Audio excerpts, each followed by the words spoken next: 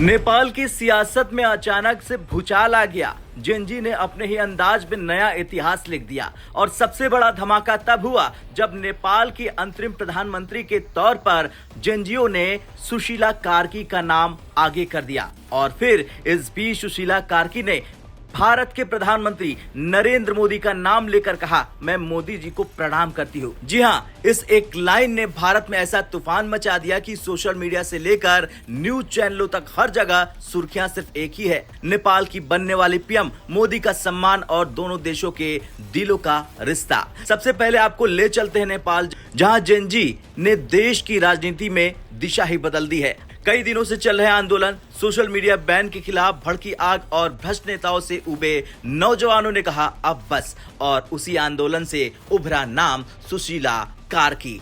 73 वर्ष की उम्र में पहली महिला चीफ जस्टिस रह चुकी हैं, आज बन गई है पूरे देश की नई उम्मीद की किरण। सेना और आंदोलनकारी नेताओं की बैठक में भी तय हो चुका है कि सुशीला कार्की को ही अंतरिम प्रधानमंत्री की जिम्मेदारी सौंपी जाएगी।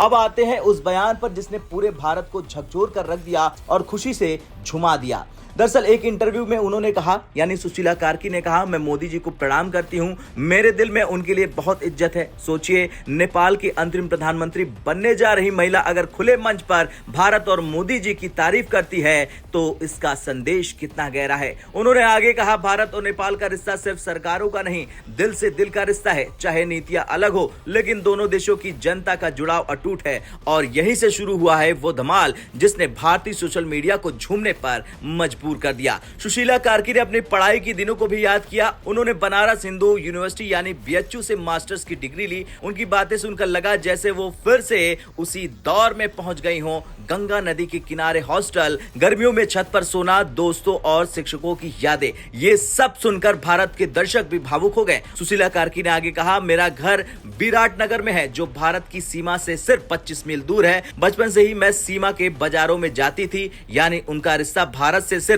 शिक्षा या राजनीति का नहीं बल्कि रोजमर्रा की जिंदगी का भी है।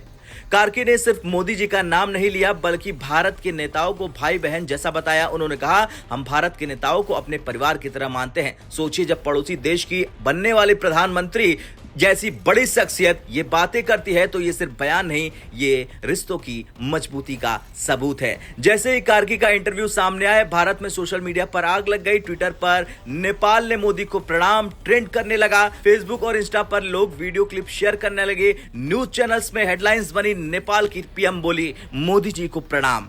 खैर, एक तरफ नेपाल की जेनजी क्रांति, दूसरी तरफ सुशीला कार्की का नेतृत्व और ऊपर से मोदी जी को प्रणाम करने वाला बयान, इन तीनों ने मिलकर भारत और नेपाल के रिश्तों में नई ऊर्जा भर दी है। आज पूरा भारत कह रहा है, नेपाल झूमा, भारत झूम उठा।